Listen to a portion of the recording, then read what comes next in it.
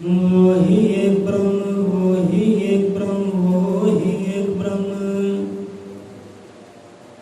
अजर अमरंडोल निश्चल पुरुषोत्तम संपूर्ण श्री गुरु वाल्मीकि भगवान जी सया सचराचरम।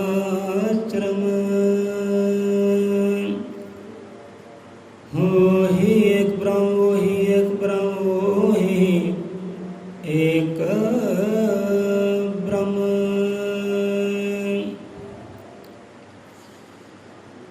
सतनाम। सत करतार तू ही निरंकार, तू ही निरंकार, तू ही निरंकार। अजर अमृतकाल दर्शी श्री गुरु वाल्मीकि भगवान जी महाराज सहाय सतगुरु ज्ञाननाथ, सतगुरु हरिनाथ, सतगुरु मलकीतनाथ, सतगुरु महाराज सब जीवां दे अंग संग सहाय होण। वाल्मीक रहमत प्रकाश, रहमत भगतन की अरदास, रहमत भगतन की अरदास। सो परम पिता परमात्मा गुरुदेव गुरु पिता दाता जी के नाम का ओट आसरा लैके अज के विचार आरंभ करते हैं। बोले सौ निरपै अजर अमर त्रिकाल दर्शी सृष्टि करता जगत गुरु आदि कोई शब्द गुरु वाल्मीकि दयावान जी की जय।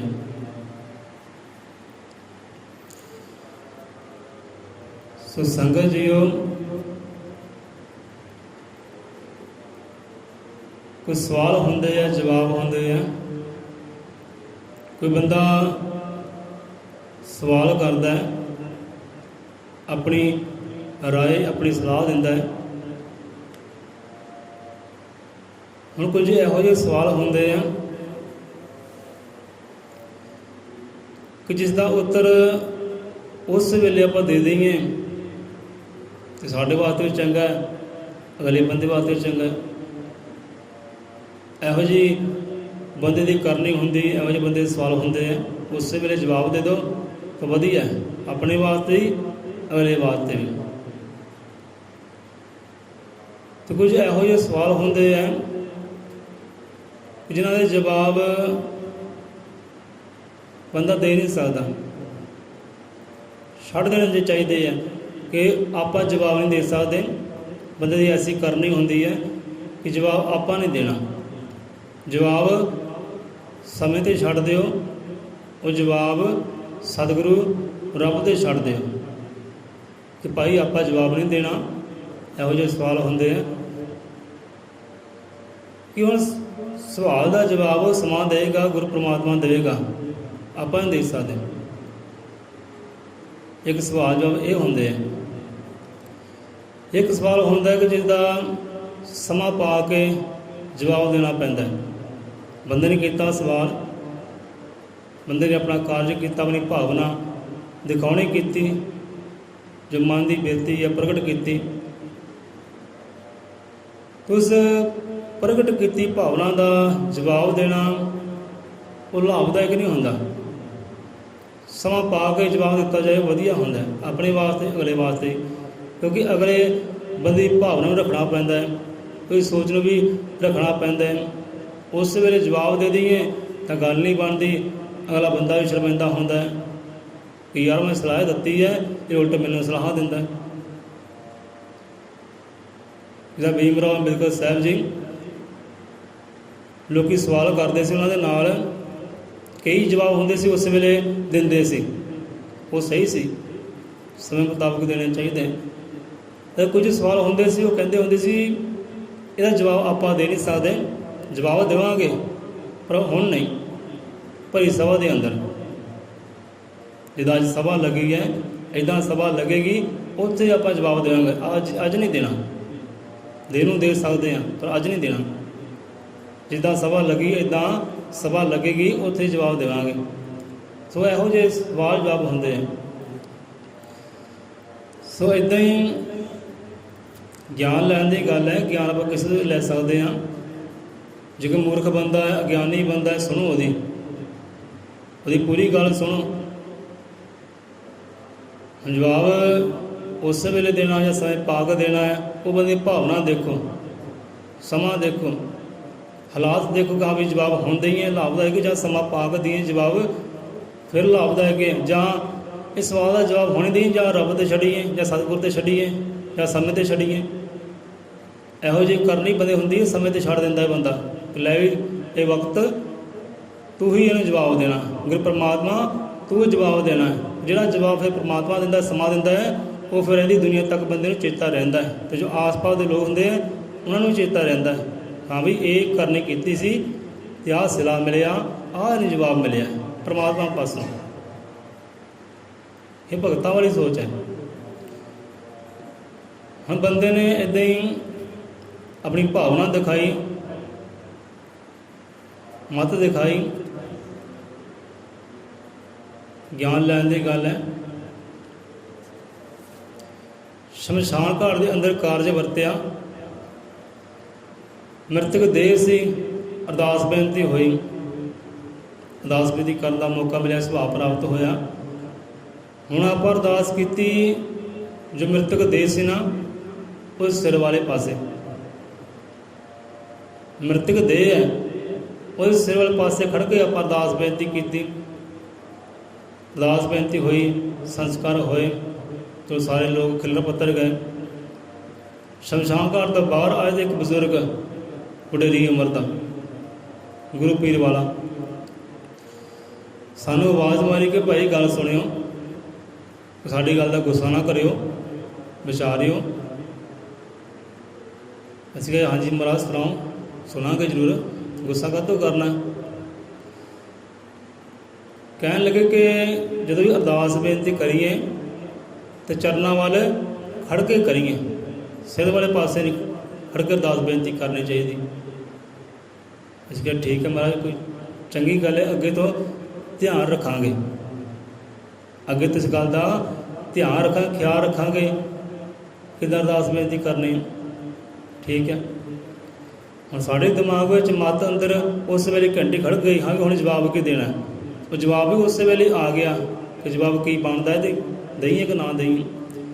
पर आप उस वेले जवाब नहीं देता, क्योंकि बंदे चलो सलाह दी है, अपनी भावना दिखाई है, नाले माफ़ी मंगी पहला कि गुस्सा ना करियो, माफ़ी मंगते आपको, पहला माफ़ी मंगी फिर दसिया उन्हें अपनी भावना दिखाई है। उस वेले आप जवाब देंगे वो मन में लगने ठेस, यार मैं तो समझाई गल, मत देती है, अगे उल्ट जवाब दे रहा, मैनू मता दे रहा, समा नहीं से उस वेले वो जवाब देने का।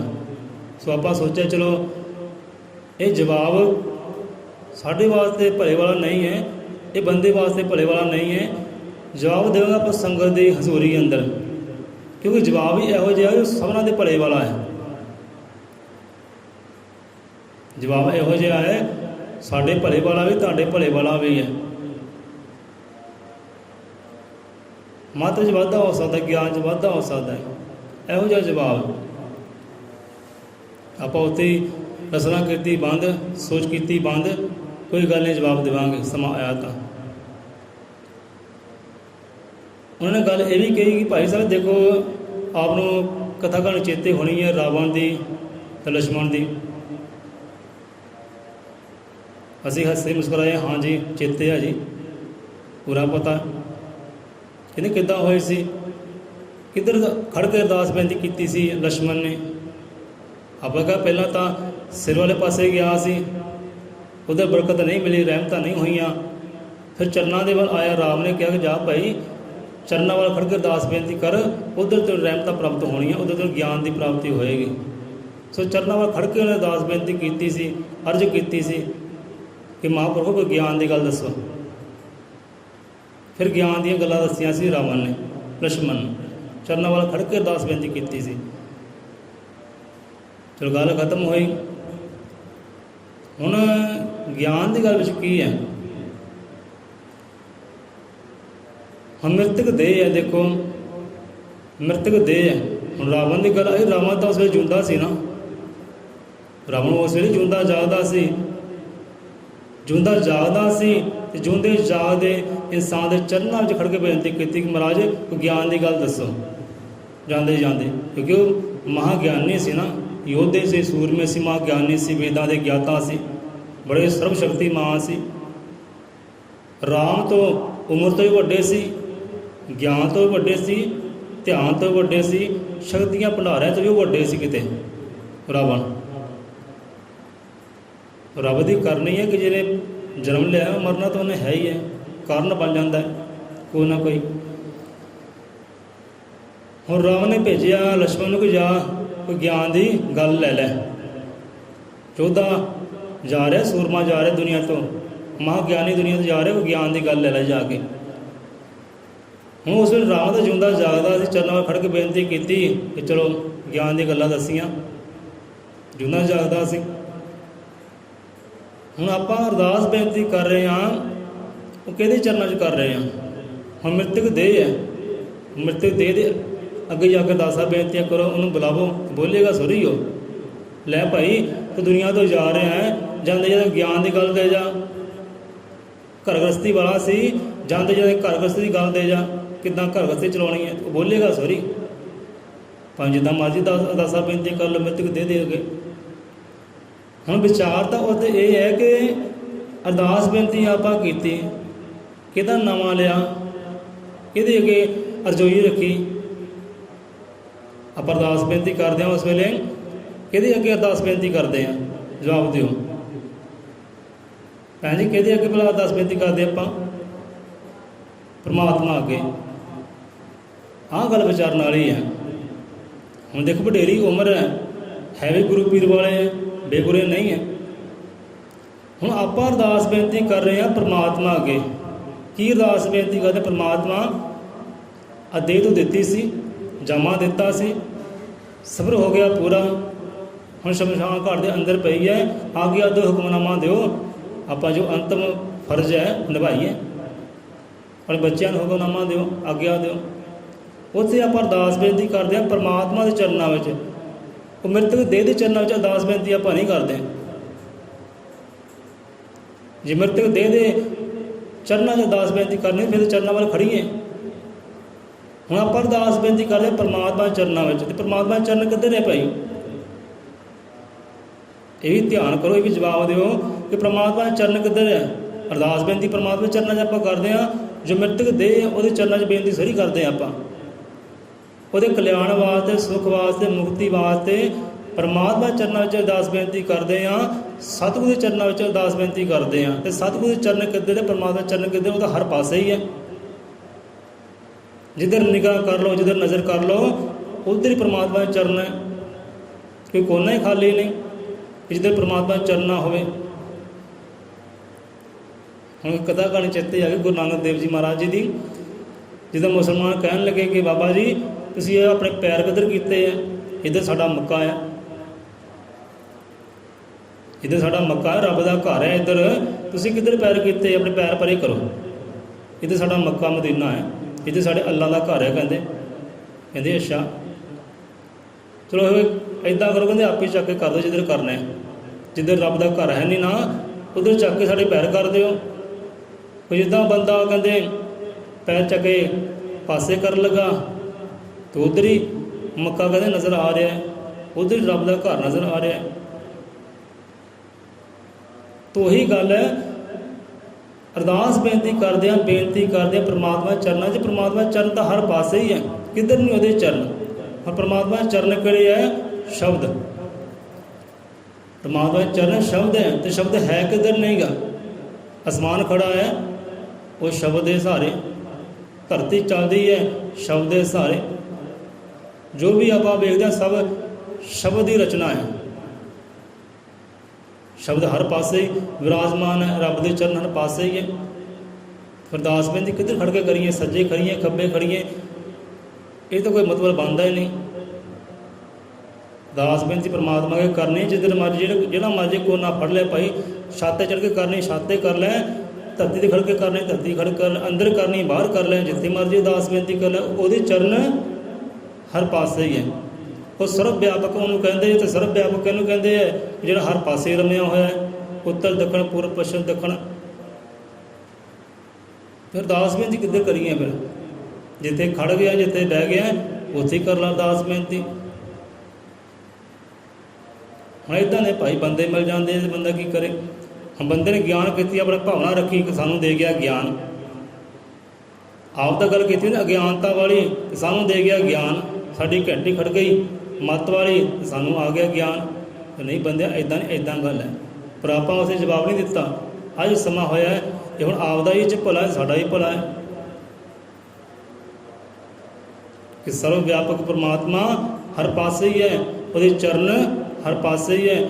ਆਪਾਂ ਮ੍ਰਿਤਕ ਦੇਹ ਦੇ ਚਰਨਾਂ 'ਚ ਅਰਦਾਸ ਬੇਨਤੀ ਨਹੀਂ ਕਰਦੇ, ਕਿਉਂਕਿ ਮਰਿਆ ਪਿਆ ਹੈ, ਉਹਨੇ ਕੀ ਬੋਲਣਾ, ਉਹਨੇ ਕੀ ਬੁਲਾਉਣਾ ਕਿਸੇ ਨੂੰ। ਹੁਣ ਰਾਵਣ ਸੀ ਨਾ, ਰਾਵਣ ਜਿਉਂਦਾ ਜਾਗਦਾ ਸੀ, ਨਾਲੇ ਮਹਾਂਗਿਆਨੀ ਸੀ।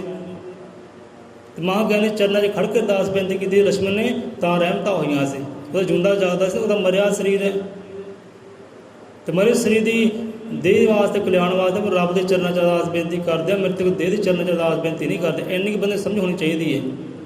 ਤੇ ਰੱਬ ਦੇ ਚਰਨ ਤਾਂ ਹਰ ਪਾਸੇ ਹੀ ਹੈ, ਜਿੱਧਰ ਮਰਜ਼ੀ ਅਰਦਾਸ ਬੇਨਤੀ ਕਰ ਲਓ। ਸੋ ਇਹ ਗੱਲ ਹੈ ਭਾਈ। ਸੋ ਇੱਥੇ ਆਪਾਂ ਰਸਨਾ ਦਿੰਦੇ ਹਾਂ ਵਿਸ਼ਰਾਮ। ਕਿ ਵਾਲਮੀਕ ਰਹਿਮਤ ਪ੍ਰਕਾਸ਼ ਰਹਿਮਤ ਭਗਤਨ ਕੀ ਅਰਦਾਸ। ਇਹ ਦਾਤਾ ਜੀਓ ਰਹਿਮਤਾਂ ਬਰਸਾਓ, ਆਪਣੇ ਜੀਵਤਾ ਦੇ ਰਹਿਮਤਾਂ ਬਰਸਾਓ। ਰਹਿਮਤ ਦੇ ਛੱਟੇ ਦਿਓ, ਗਿਆਨ ਦੇ ਛੱਟੇ ਦਿਓ। ਅਗਿਆਨਤਾ ਕਰੋ ਦੂਰ ਆਪਣੇ ਜੀਵਾਂ ਦੀ, ਇਹੋ ਜਿਹੀ ਰਹਿਮਤਾਂ ਬਰਸਾਓ। ਇਹ ਅਰਦਾਸ ਆਪਦੇ ਭਗਤ ਦੀ ਹੈ, ਆਪਦੇ ਬੱਚੇ ਦੀ ਹੈ। ਅਗਿਆਨਤਾ ਦੂਰ ਕਰੋ।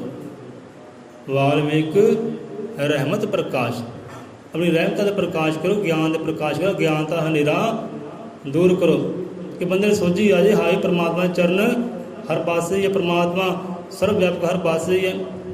ਤੇ ਪਰਮਾਤਮਾ ਚਰਨ ਬਾਹਰ ਨਹੀਂ ਹੈ, ਪਰਮਾਤਮਾ ਚਰਨ ਸਾਡੇ ਅੰਦਰ ਵੀ ਹੈ। ਅੱਖਾਂ ਬੰਦ ਕਰਕੇ ਬਹਿ ਕੇ ਜਿੱਥੇ ਮਰਜ਼ੀ ਅਰਦਾਸ ਬੇਨਤੀ ਕਰ ਲੈ, ਧਿਆਨ ਆਪਣੇ ਅੰਦਰ ਕਰ ਲੈ। ਤੇ ਰੱਬ ਦੇ ਚਰਨ, ਸਤਿਗੁਰ ਦੇ ਚਰਨ, ਉਹ ਸ਼ਬਦ ਸਾਡੇ ਅੰਦਰ ਵੀ ਹੈ, ਬਾਹਰ ਨਹੀਂ, ਕੇਵਲ ਸਾਡੇ ਅੰਦਰ ਵੀ ਉਹ ਸ਼ਬਦ ਉਹੀ ਹੈ, ਉਹ ਰੱਬ ਦਾ ਸਿਰਜਿਆ ਹੋਇਆ। ਜਿਵੇਂ ਬਾਬਾ ਬੁੱਲੇ ਸ਼ਾਹ ਕਹਿੰਦੇ ਨਾ ਕਿ ਕੋਈ ਕਹਿੰਦਾ ਦੂਰ ਵਸੇਂਦਾ, ਰੱਬ ਦੀ ਗੱਲ ਕੀਤੀ। ਕਹਿੰਦੇ ਕੋਈ ਕਹਿੰਦਾ ਦੂਰ ਵਸੇਂਦਾ, ਕੋਈ ਕਹਿੰਦਾ ਉਹ ਨੇੜੇ। ਕਹਿੰਦੇ ਕੋਈ ਇਹ ਗੱਲ ਕਹਿੰਦਾ ਕਿ ਰੱਬ ਦੂਰ ਵਸਦਾ ਜੀ, ਮੱਕੇ ਚਲ ਜਾਓ, ਉੱਥੇ ਚਲ ਜਾਓ, ਉੱਥੇ ਚਲ ਜਾਓ, ਰੱਬ ਦੂਰ ਵਸਦਾ, ਨੇੜੇ ਨਹੀਂ ਹੈ ਕਹਿੰਦੇ। ਤੇ ਜਿਨ੍ਹਾਂ ਨੇ ਮਹਿਸੂਸ ਕੀਤਾ ਉਹ ਕਹਿੰਦਾ ਨਹੀਂ ਭਰਾਵਾ, ਰੱਬ ਦੂਰ ਨਹੀਂ, ਰੱਬ ਤੇਰੇ ਬਹੁਤ ਹੀ ਨੇੜੇ ਹੈ, ਉਹ ਤੇਰੇ ਹੱਥ ਤੋਂ ਵੀ ਨੇੜੇ ਹੈ, ਉਹ ਤਾਂ ਬਹੁਤ ਹੀ ਤੇਰੇ ਨੇੜੇ, ਉਹ ਤੇਰੇ ਅੰਦਰ ਹੀ ਰਮਿਆ ਹੋਇਆ, ਸਮਾਇਆ ਹੈ, ਉਹ ਤਾਂ ਬਹੁਤ ਨੇੜੇ ਹੈ। ਕਿਉਂਕਿ ਜਿਹੜੀ ਚੀਜ਼ ਦੂਰ ਹੁੰਦੀ ਹੈ ਉਹੀ ਬੰਦੇ ਨੂੰ ਦਿਖਾਈ ਨਹੀਂ ਦਿੰਦੀ। ਜਿਹੜੀ ਚੀਜ਼ ਬਹੁਤ ਹੀ ਦੂਰ ਹੋਵੇ ਨਾ, ਉਹ ਵੀ ਦਿਖਾਈ ਨਹੀਂ ਦਿੰਦੀ, ਤੇ ਜਿਹੜੀ ਬਹੁਤ ਹੀ ਨੇੜੇ ਹੋਵੇ ਉਹ ਵੀ ਦਿਖਾਈ ਨਹੀਂ ਦਿੰਦੀ। ਮੰਨ ਲਓ ਕਿ ਆਪਦੀਆਂ ਅੱਖਾਂ ਹੈ, ਅੱਖਾਂ ਦੇ ਪਲਕਾਂ ਹੈ, ਜੋ ਅੱਖਾਂ ਦੇ ਬਾਲ ਹੁੰਦੇ ਆ, ਇਹ ਆਪ ਨੂੰ ਦਿਖਾਈ ਦਿੰਦੇ। ਜਦੋਂ ਅੱਖਾਂ ਦਾ ਕੰਮ ਦੇਖਣਾ ਹੈ, ਉਹ ਦੇਖਣੀ ਤੇ ਦੇਖੋ ਕਿੰਨੇ ਨੇੜੇ ਹੈ। ਅੱਖਾਂ ਦੇ ਵਾਲ, ਇਹ ਝਿਮਣੀਆਂ ਜਿਹੜੀਆਂ ਪਲਕਾਂ ਕਹਿੰਦੇ ਆ, ਕਿੰਨੀਆਂ ਨੇੜੇ ਹੈ, ਪਰ ਦੇਖ ਸੋ ਨਹੀਂ ਸਕਦਾ ਕੋਈ। ਦੇਖਾ ਕਿੱਦਾਂ? ਜੇ ਦੇਖਣੀਆਂ ਆਪਣੀਆਂ ਅੱਖਾਂ ਦੇਖਣੀਆਂ, ਅੱਖਾਂ ਦੀਆਂ ਪਲਕਾਂ ਦੇਖਣੀਆਂ, ਅੱਖਾਂ ਦੇ ਵਾਲ ਦੇਖਣੇ ਆ, ਤੇ ਸ਼ੀਸ਼ੇ ਮੂਹਰੇ ਹੋਣਾ ਪਏਗਾ। ਤੇ ਸ਼ੀਸ਼ਾ ਉੱਤੇ ਕੀ ਹੈ? ਭਗਤੀ ਉੱਤੇ ਸ਼ੀਸ਼ਾ ਹੈ। ਭਗਤੀ ਨੂੰ ਸ਼ੀਸ਼ਾ ਬਣਾਓ, ਸਿਮਰਨ ਨੂੰ ਸ਼ੀਸ਼ਾ ਬਣਾਓ, ਤੇ ਦੇਖ ਲਓ ਆਪਣੇ ਆਪ ਨੂੰ, ਦੇਖ ਲਓ ਉਹਨੂੰ। ਸਿੱਧਾ ਬਹੁਤਾ ਦੂਰ ਹੋਵੇ ਤਾਂ ਵੀ ਨਜ਼ਰ ਨਹੀਂ ਆਉਂਦਾ, ਬਹੁਤਾ ਨੇੜੇ ਹੋਵੇ ਤਾਂ ਵੀ ਨਜ਼ਰ ਨਹੀਂ ਆਉਂਦਾ। ਕਿ ਕੋਈ ਕਹਿੰਦਾ ਉਹ ਦੂਰ ਵਸੇਂਦਾ, ਕੋਈ ਕਹਿੰਦਾ ਉਹ ਨੇੜੇ, ਕੋਈ ਕਹਿੰਦਾ ਉਹ ਪੱਥਰਾਂ ਦੇ ਵਿੱਚ। ਕਹਿੰਦਾ ਨਹੀਂ ਵੀ ਸਾਡਾ ਰੱਬ ਤਾਂ, ਸਾਡਾ ਭਗਵਾਨ ਪੱਥਰ ਵਿੱਚ ਹੈ, ਮੂਰਤੀ ਵਿੱਚ ਹੈ। ਕਹਿੰਦੇ ਅਸੀਂ ਉੱਥੋਂ ਕਹਿੰਦੇ ਪਾਇਆ, ਅਸੀਂ ਪੱਥਰ ਵਿੱਚ ਪਾਇਆ, ਮੂਰਤੀ ਵਿੱਚੋਂ ਕਹਿੰਦੇ ਪਾਇਆ। ਸਾਡਾ ਰੱਬ ਮੂਰਤੀ ਅੰਦਰ, ਪੱਥਰ ਅੰਦਰ ਹੈ।